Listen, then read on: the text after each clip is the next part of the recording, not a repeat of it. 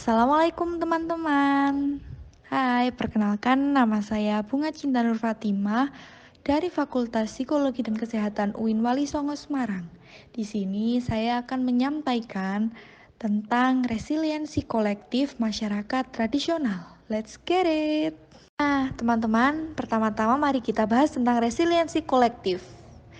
Menurut Kiermaier 2009, resiliensi kolektif merupakan gagasan tentang bagaimana ketahanan masyarakat dalam menghadapi tekanan dan tantangan hidup melalui pengembalian fungsi relasi sosialnya.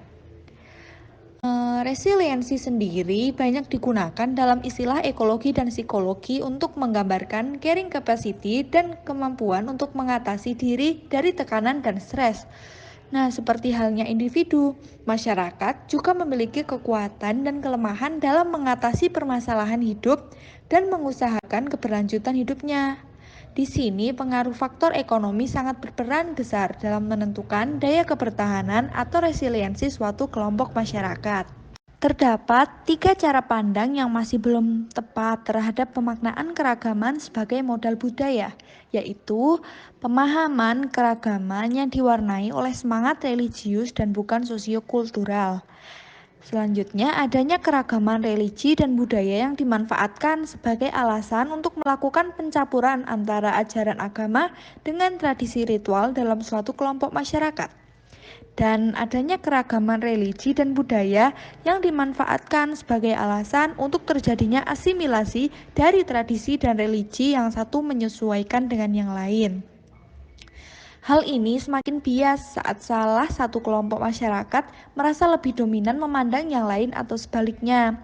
Ketiga cara pandang ini yang sering menimbulkan ketegangan dalam menerjemahkan keragaman sosiokultur sebagai modal yang melibatkan partisipasi aktif setiap entitas untuk mewujudkan kesejahteraan dan kemartabatan secara bersama.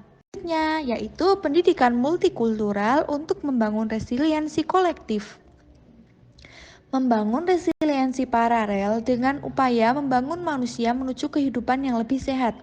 Sebagai upaya dinamis di tengah masyarakat, membangun resiliensi menyediakan ruang interaksi antara aspek psikologis manusia dengan lingkungannya.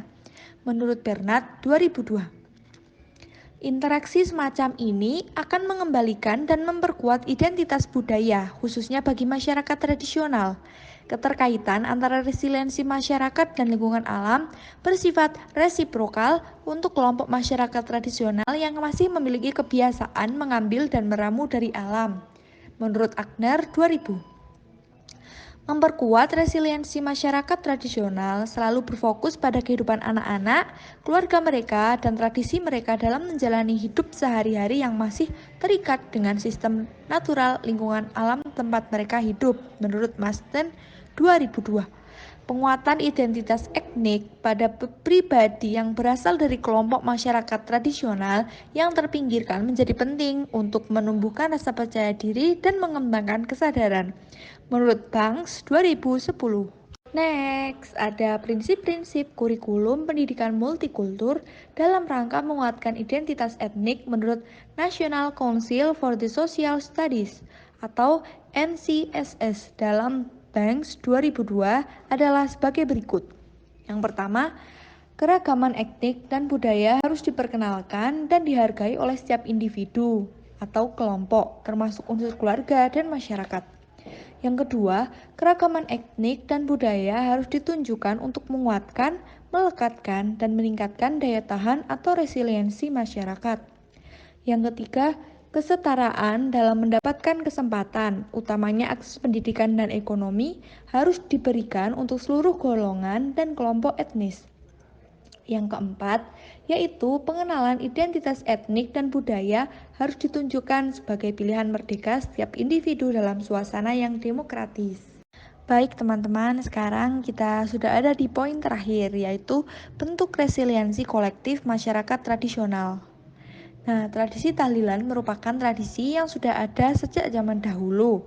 Muhammad Solihin 2010 menjelaskan bahwa tradisi tahlilan atau genduren digunakan oleh Sunan Ampel untuk mengganti tradisi Jawa kuno asli, yakni salah satu upacara yoga tantra dalam bentuk upacara pancamakara atau mak 5 yang meliputi namsya, daging, matsya, ikan, madya, minuman keras, maituna, bersetubuh, dan mugra atau bersemedi. Mereka melakukan upacara mak 5 ini membentuk lingkaran yang terdiri dari laki-laki dan perempuan dalam keadaan telanjang. Di tengah makanan tersedia makanan, daging, ikan, serta minuman keras. Setelah makan dan minum sampai mabuk, para peserta bersetubuh ramai-ramai. Setelah nafsu perut dan syahwat terlampiaskan, mereka melakukan semedi. Nah, tradisi tersebut pelan-pelan diganti oleh Sunan Ampel dengan kenduren, di mana upacara ritualnya terdiri dari kaum laki-laki berpakaian agamis, mengepung tumpen, minuman teh manis, dan makan bersama. Selebihnya dibawa pulang sebagai berkat atau nasi barokah karena nasinya sudah mengalami pencucian melalui doa.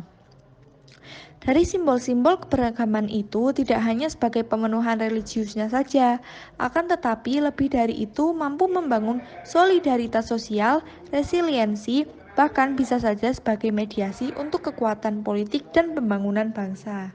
Sekian pemaparan dari saya. Terima kasih ya atas perhatiannya dan semoga materi hari ini bermanfaat untuk kalian semua. See you.